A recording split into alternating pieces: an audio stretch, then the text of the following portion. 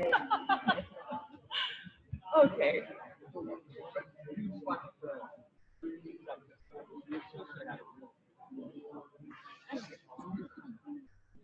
What happens when you start right before the social hour and there's no pesticide credit?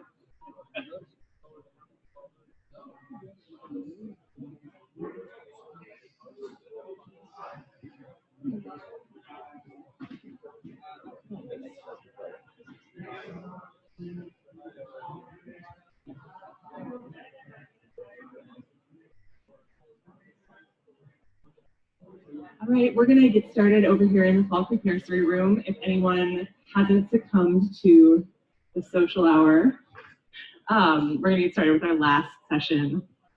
And I'm actually introducing myself today. All of you probably have seen me. You probably know who I am, but I'm Betsy Schacht, and when I'm not running around here trying to wrangle things for the conference, I also do research with Chris Benedict at WSU-Whatcom County Extension.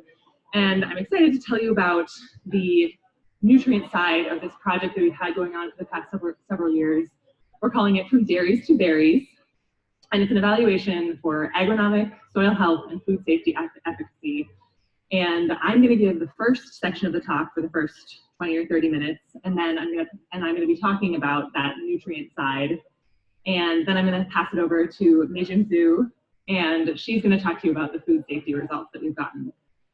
So, to tell you a little bit about the project, a lot of you are probably familiar with Whatcom County and the agriculture that happens here, but we've got a lot of cows, a lot of dairies, and we've also got a lot of horticultural crops. We've got the small fruit portion, as I'm sure you're all familiar, you're here, with 17,000 acres in red raspberries and blueberries. And we've also got the significant seed potato production. And so that cow segment, you might be familiar with the anaerobic digesters that have gone in a couple places around the county. And this process, if you're not familiar, takes that manure, it runs it through a controlled system, it exposes it to bacteria, and a product of that bacteria acting on the manure is biogas that can be burned for fuel or for heat. And after the manure has been digested, it still exists, there's still a manure product. And so what we're looking at in this study is harnessing the nutrients that are left over in that manure product that's left over after the digestion. There's a lot of nutrient value left there. And the dairies need something to do with those nutrients. They're required to deal with them appropriately in order to mitigate environmental effects.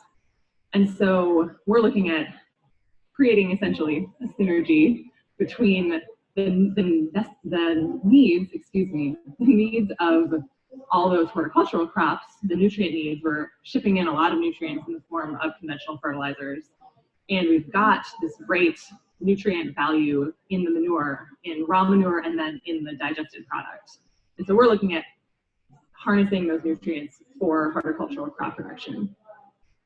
So, as I'm saying, we're trying to have really three prongs of this research. We're trying to evaluate the use of those manure-derived nutrients. Not only are we using those anaerobic digested products, we're also we're testing raw manure as well, straight run. And then we're also trying to address the very significant, understandable concerns of growers about food safety risks of using that manure. And as I mentioned, Meijun will be covering the results of that, and I'll be covering this first topic, the nutrient value. We also have a prong of it that's the economic value of these products in terms of whether growers are going to be interested in using them. We want to understand what the market value is, whether we can create this marketplace for these nutrient products. So in order to do this, to carry out this nutrient and food safety, we have two sites. We have a large site in red raspberry, it's a meeker variety. There are 7 treatments there, and then we have a smaller site in blueberry with just 3 treatments. So this is a big slide, there's a lot happening, but I'm just gonna go through and explain what the different products are. So we have, in the red raspberry field, we have 5 products and 7 total treatments. So it's 5 products, along with a conventional fertilizer, and then a completely untreated check. So the products that we're using are a liquid ammonium sulfate product.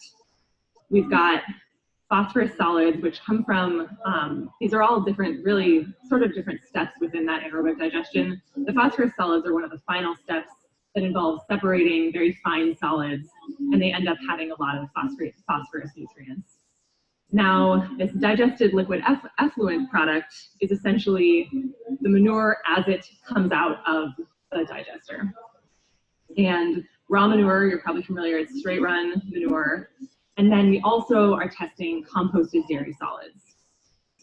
So down in the blueberry field, like I said, it's smaller. We've got that same liquid ammonium sulfate product, and we have it applied in two different ways.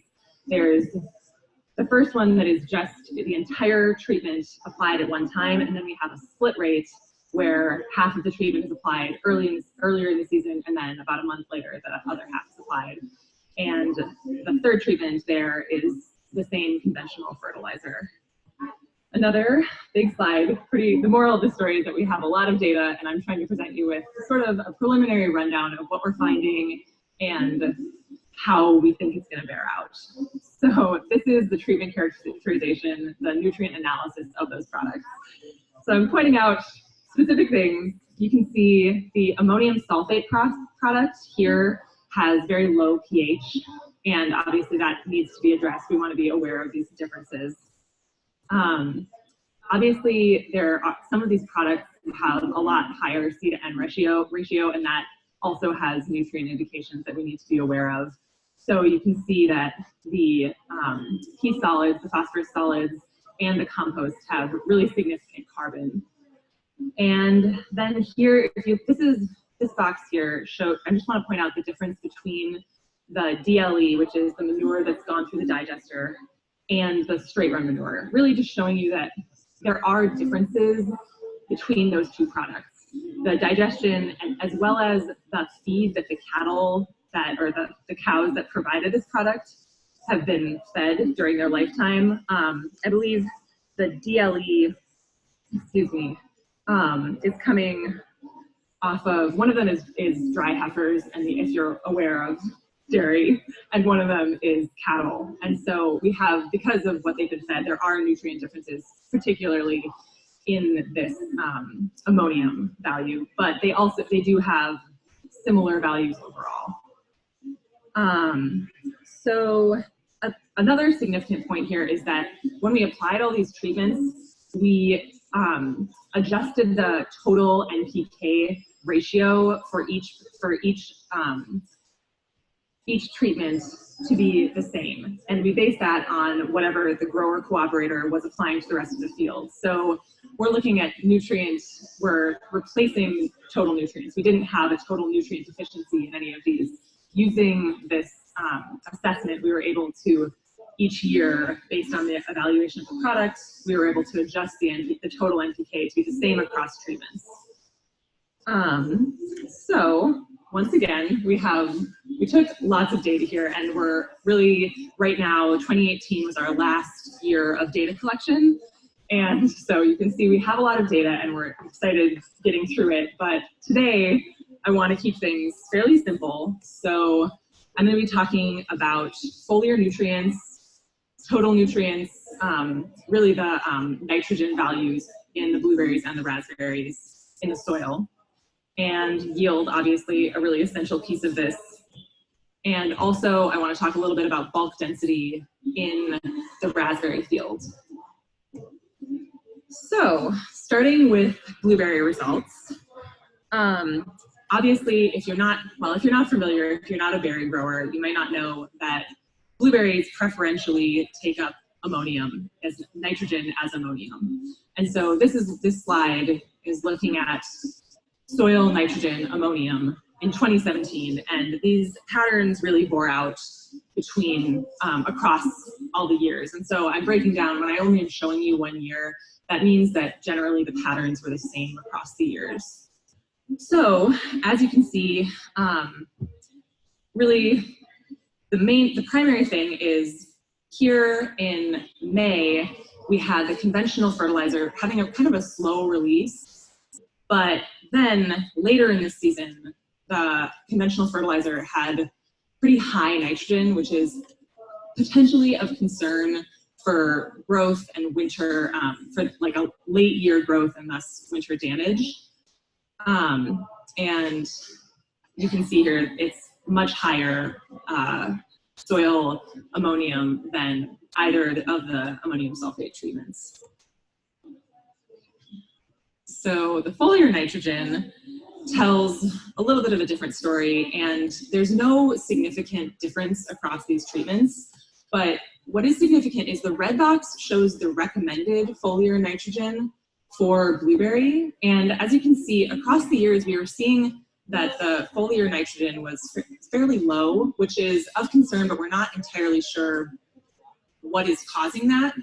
You can see that in July, during potential harvest time, we're right in the very low end of those recommended values. And then in August, we fall below. So that's really just the most interesting piece of this foliar nitrogen that we're trying to really pick apart what's going on there and whether it's a concern overall for the use of these products in blueberries. So these are some growth indicators from 2017 in blueberries. Fruit bud set here had no significant difference across treatments. And lateral length was similar among the ammonium sulfate treatments. This conventional fertilizer having a low value is a little bit perplexing, but across most of the growth indicators, we were seeing fairly steady results in terms of difference between treatments in the blueberries. So this is a little bit perplexing, but we're not concerned that pattern did not bear out across 2016, 2017, 2018. Now, one of the big ones, obviously, yield. So here I'm showing you total yield over here on the left, and then this in the bar graph, and the line graph is grams per individual fruit. So there are, while there's numerical differences in this, there's no significant statistical differences across the treatments. So we were seeing similar total yield, similar total grams per fruit, and I'm not showing you here to keep it simple, but Brix was also the same across all these treatments. And that same pattern did bear out across all years, 2016, 2017, and 2018, that we actually took data. Now we're moving on to the raspberry side here. So again, this is a lot of data, I know. So I'm gonna just pick apart a couple more of the specific things. So significant here is that we were able to put in this untreated check for 2017 and 2018. And it was a positive for us because we were able to validate some of the results, because throughout the season, the total nitrate, which is the preferential way for raspberries to uptake nitrogen, if you're not familiar, that was, well, it was lower than numerically all of the treatments throughout the season. And most of the time it was a wide difference statistically. And again, you can see the compost here is showing it's slowing down in its release of nitrogen, and that's likely because of that high carbon value. It's slowing down because it's not like that carbon is not breaking down and making that nitrogen available. And again, things start to get a little less extreme toward the end of the season. You can see that these values up here are all similar, and then the ammonium sulfate and the check are lower. Now we're going to get into foliar nitrogen for the raspberries. And once again, we've got a lot of data. The same story here. I want to point out where the recommended values are for foliar nitrogen in raspberries. And so you can see, different than the blueberries, we were within those within or higher than those recommended values for raspberries. And also significant is that we saw, at least numerically across the years, that foliar nitrogen did increase. And another significant piece here is that we saw that the untreated check, which I believe isn't showing up in here. Sorry, oh, the blue line, apologies. So we saw, it was interesting because we saw that different than the soil nitrogen, the foliar nitrogen was higher. It was within the bounds of the other treatments. It was statistically similar to the other treatments in foliar nitrogen. And while we're not entirely certain, again, these results are preliminary, but it looks like we're considering the idea that the soil and the mineralized N in the soil, we have the ability to retain some of that, and that's bearing out in these foliar nitrogen results. Once again, a big one, yield, and it's the same story as blueberries. We saw there's numerical differences between the treatments and between the years, but statistically, tons per acre, total yield, grams per individual fruit, as well as bricks were the same between treatments, and that bore out across all 3 years. Now I'm showing you bulk density. This graph's a little confusing. We ended up between 2017 and 2018 to get a better read on what's happening with bulk density in the soil and how the organic matter in some of those treatments is affecting that. We broke it down to, we didn't just take bulk density, we took a deep sample and a shallow sample. So the shallow sample begins at the top of the column and goes down a couple inches, and then the deep sample is directly below that. So we got a characterization of more of the soil profile. So unsurprisingly, the deep sample has higher bulk density. There's more compaction happening in there, and the shallow sample has lower, it's a little more opened up. And if you see the compost and the digested liquid effluent, which are both higher in that organic matter, they're numerically lower than the other treatments. And so we're hoping that that's showing that that organic matter is breaking down and actually giving a benefit in the soil over time. Now, just a summary of all of those results.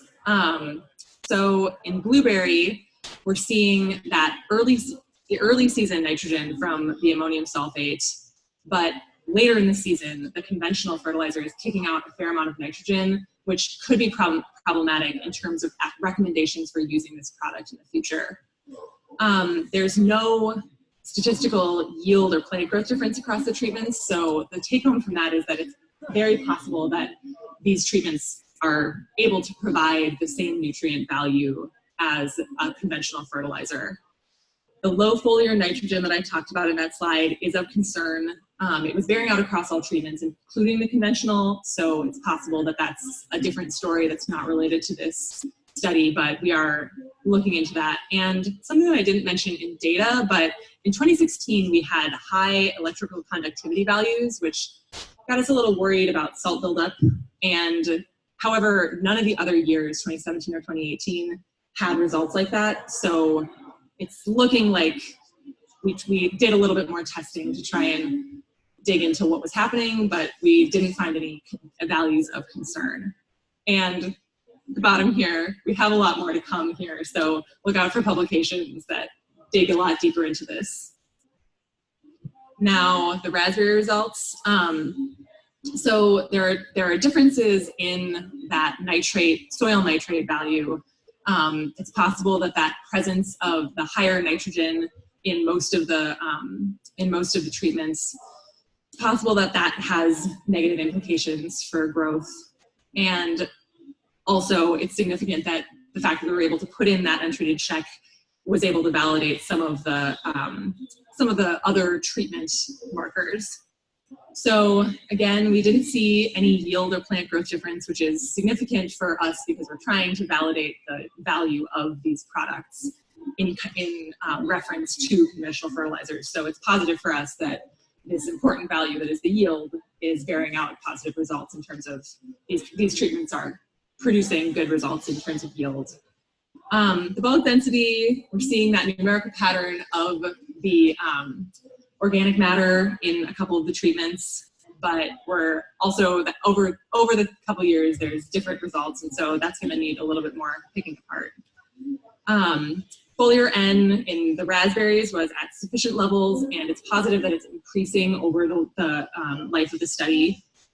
And also in the raspberry field, we had those high electrical conductivity values, but again, we didn't see those values again in either of the preceding years, and so we're hopeful that that is less of a problem than we were concerned about.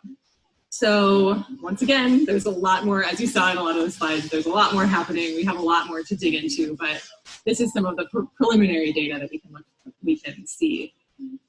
So that was lightning fast. So I guess I'd like to acknowledge the grower cooperators, Randy Honkoof's here, Kurt Mayberry Farms. They've been amazing cooperators. I can't thank you enough for everything that you've done for our research. Regenis and CHS Northwest have also been really integral in making it possible for us to access these products and test them and do everything we need to get a full picture here. And our funding sources, NRCS and WSDA, obviously, we wouldn't be able to do this research without the funding to do that. And another shout out to everyone who's gathered data during this time. It's been a really intense process, and there's several people floating around who've done a lot of dirty work to get these results for us, and it's been a really uplifting ride. So the final piece of this that I want to point out is that Karen over here in the red shirt is doing that piece of it that I talked about at the very beginning, the economic analysis. And so she's helping distribute a survey. Some of you might have already been approached about it. There's a survey that we're giving out about specifically those tea solids. And we're trying to get, it gets a handle, you take it home, you don't have to do it in front of us. You take it home and mail it back. If you're a person, either a crop consultant, a grower, really anyone who's making nutrient decisions on any piece of land, we want to gather your input on whether you'd be willing to use these products, what situations you'd be willing to use them in, how much you'd pay for them. The survey should take only about 20 minutes, and we're not retaining any of your data. We just want to know what people think about these products. So if you are able and you have the time, I'd love it if you would see Karen or Beth's been floating around and grab one of those surveys and fill it out when you have a chance. With that, I guess I will open it up to anyone who has any questions. Just 1 second. You mentioned that you equalized the NPK, I understand. Mm-hmm. But ammonium sulfate has more sulfate in it than it does nitrogen. Yes. So you couldn't have equalized that. So the total NPK is equalized based on those values, and we did have different forms of fertilizer that we used to equalize it, to try and really take into account those different types. Are you talking about different nutrient availability? You got a lot more sulfur when you use ammonium sulfate. Right. So you said you equalized the NPK, but not the sulfate, correct? I believe that's true. Yeah, and so like you said, we're trying to get a nutrient replacement, but acknowledging, obviously, like you're saying, there's concerns with other nutrients within those fertilizers. Thanks. Anybody else?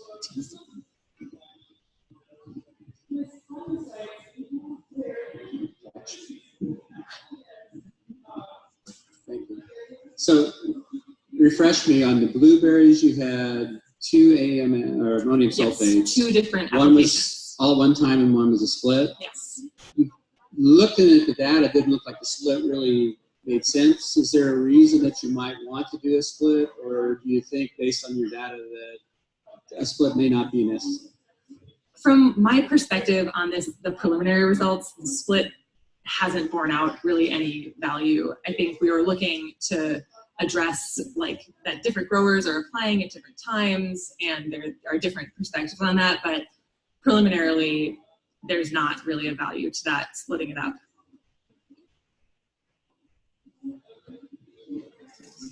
Anybody else? Okay, well, thank you, Betsy. Thank you.